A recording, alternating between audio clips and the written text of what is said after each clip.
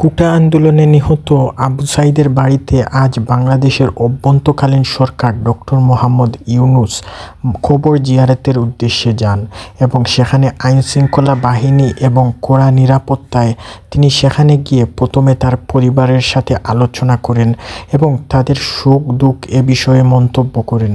পরে সরাসরি তার কবরের পাশে যান এবং সেখানে গিয়ে কবর জিয়ারত করতে থাকেন এবং তার রুহের মাগফিরাতের জন্য দোয়া করতে থাকেন। সেখানে উপস্থিত থাকা সবাই তার জন্য অনেক কান্না করে এবং কবর জিয়ারত শেষে উনি যারা আহত হয়েছেন কোটা আন্দোলনে তাদেরকে দেখতে যাবেন মেডিকেল বিশ্ববিদ্যালয়ে, ঢাকা মেডিকেল বিশ্ববিদ্যালয় এবং রংপুরে আরও যারা আহত নিহত হয়েছেন সবার বাড়িতে উনি একের পর এক যাবেন এবং সবার সাথে আলোচনা করবেন এবং যারা নিহত হয়েছেন তাদের গিয়ে কবর জিয়ারত করবেন এবং আত্মার মাগফিরাত কামনা করবেন।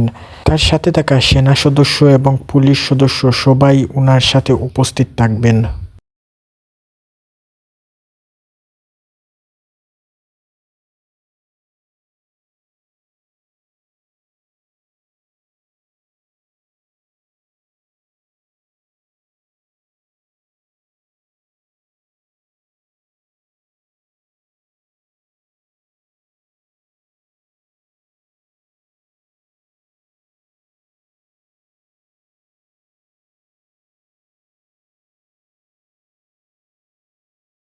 আমরা প্রথমে সালাম দেব। আমার সঙ্গে আপনাকে বলুন, আসসালামু আলাইকুম আলা দিয়ার মিনাল মুমিনিন ওয়াল মুসলিমিন ওয়া ইন্না ইনশাআল্লাহু লালাহিকুন নাসআলুল্লাহ লানা ওয়া লাকুমুল আফিয়া। আমরা সবাই সূরা ফাতিহা একবার পড়ি। আউযু বিল্লাহি মিনাশ শাইতানির রাজিম। বিসমিল্লাহ।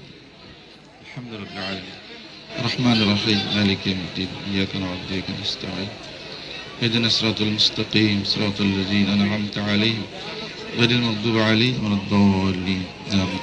سورة إخلاص أكبر পড়ি। بسم الله الرحمن الرحيم قل هو الله أحد الله الصمد لم يلد ولم يولد ولم يكن له كفوا أحد.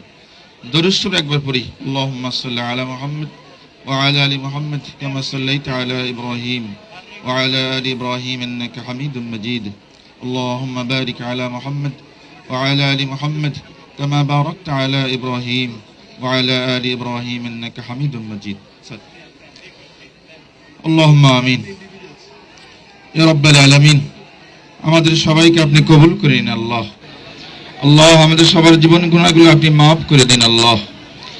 আল্লাহ বিশেষ করে যে ভাইয়ের কবরের পাশে আমরা দাঁড়িয়েছি আল্লাহ, শহীদ আবু সাঈদ ভাই, আল্লাহ যে দেশের বীর পুরুষ আল্লাহ তার শাহাদাতকে আপনি কবুল করেন আল্লাহ।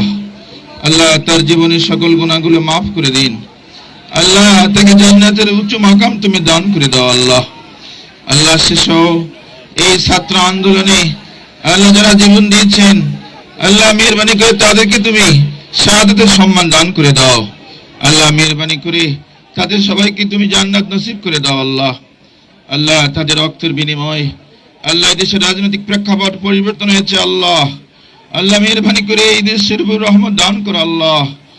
আল্লাহ এই দেশ পরিচালনার জন্য এখন যারা দায়িত্ব পেয়েছেন আল্লাহ মাননীয় প্রধান উপদেষ্টা সহ আল্লাহ যারা এই দেশ পরিচালনার জন্য দায়িত্ব পেয়েছেন আল্লাহ সকল উপদেষ্টাগণকে আল্লাহ সে যোগ্যতা তুমি দান করে দাও আল্লাহ। হায়াত তাইয়্যিবা তুমি দান করে দাও আল্লাহ। আল্লাহ তারা যেন জনগণের স্বার্থে আল্লাহ দেশের স্বার্থে আত্মনিয়োগ করতে পারে মাওলা, সে তৌফিক সে যোগ্যতা তুমি দান করে দাও আল্লাহ।